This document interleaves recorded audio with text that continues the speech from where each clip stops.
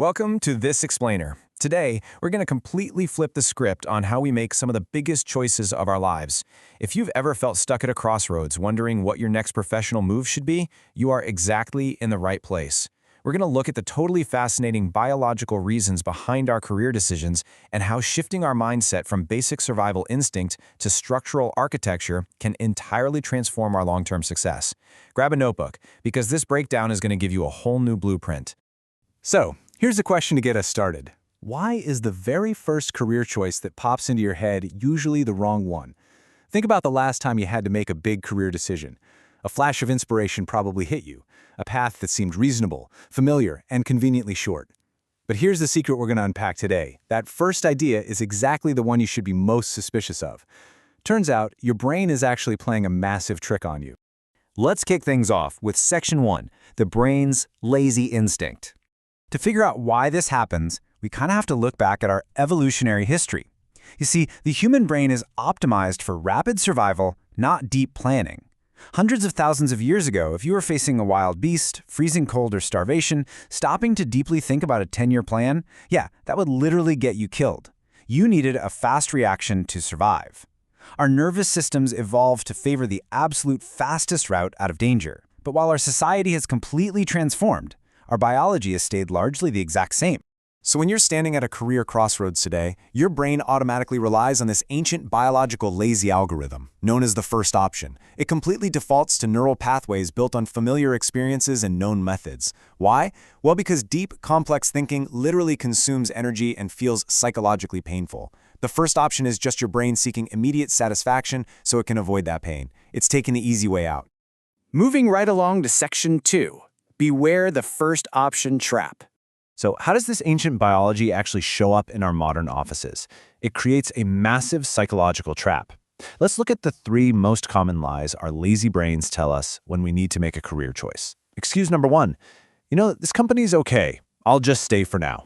This is the classic example of avoiding the pain of change. You don't want the hassle of updating your resume or going through grueling interviews, so your brain justifies staying put as a choice, when really, it's just surrendering to friction. Then there's excuse number 2. Hey, everyone else is doing it, I'll just follow along. Following the herd is really just another form of mental laziness. It offloads the heavy lifting of structural thinking onto the crowd. If everyone else is jumping into a certain industry, doing it too feels safe and requires literally zero original thought. And then we hit excuse number 3. I'll just keep doing this and move up the ladder. This is perhaps the absolute most dangerous trap. It's a false auto-renewal of a past decision. You aren't actually making a choice for your future. You're blindly extending a path chosen by a younger, less experienced version of yourself 5 or 10 years ago, someone who probably didn't think it through either. The incredibly crucial point here is that this first option really only serves the present. It's totally focused on avoiding today's trouble, or maybe today's fear of unemployment. But real career planning is a bit like time travel. It is about serving the future, solving the problems of the future you. Taking the lazy route today just pushes compounding painful costs onto your future self. It's like a pot of water slowly coming to a boil. Which brings us to Section 3, Career Planning as Architectural Design. We really need to move away from these instinctual animal reactions and completely shift our paradigm. Let this sink in for a second. Career planning is not walking a path. It is designing a modern commercial complex. A path implies you just casually put one foot in front of the other. But a modern career? That requires intricate blueprints, deep structural thinking, and a seriously long-term vision. Think about it. An architect can't just draw a simple box and say, okay, where's the door? They have to integrate multidimensional functions. You have to think about commercial value, your personal development, the rhythm of your day-to-day life, family balance, your psychological energy, and room for future growth space. You have to design a resilient structure that integrates all of these elements simultaneously. Let's look at Section 4, Contrast, Impromptu versus Systematic. To really see the vast difference in long-term outcomes, let's contrast these 2 approaches side by side. First, we have the survival instinct. The goal here is simply avoiding pain, and the method is taking the shortest possible path via a spontaneous reaction. Now, contrast that with deep planning. The goal here is building a career that can actually withstand industry shocks, technological shifts, and major personal changes. The method? Creating a stable system through structural design. Taking the shortest path leaves you entirely vulnerable to the weather. Building a stable system puts a solid roof over your head. All right, let's move to Section 5, establishing multidimensional criteria. Okay, so now that we know we need a blueprint, how do we actually go about drawing it? Here's the exact step-by-step method to bypass that lazy brain of yours and engage your inner architect. Step 1. When that familiar, comfortable first option pops into your head, write it down and consciously set it aside. Just park it. Do not act on it yet. Step 2. Force your brain to do the heavy lifting by listing at least 5 alternative paths. And Step 3. Compare them.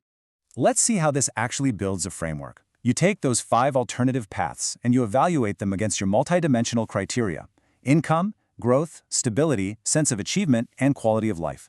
Doing this forces your mind to expand, to simulate multiple life paths, and to establish real judgment standards rather than just acting on short-sighted fear. This right here is how you turn abstract career anxiety into structural clarity.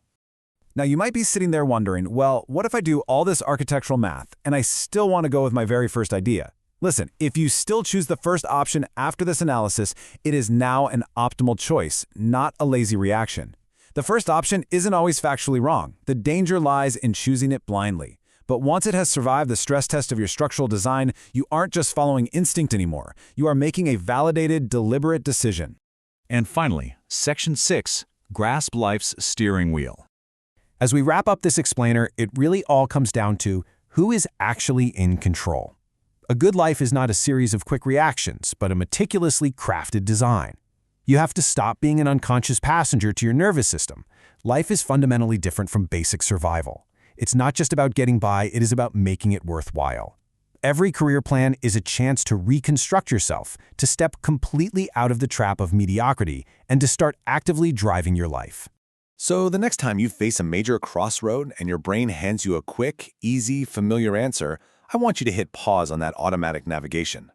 Look at the options and ask yourself these 2 questions. What if I thought for 5 more minutes? What if I thought for 5 more days? What new directions might open up for you? Thank you so much for joining me on this explainer, and happy designing.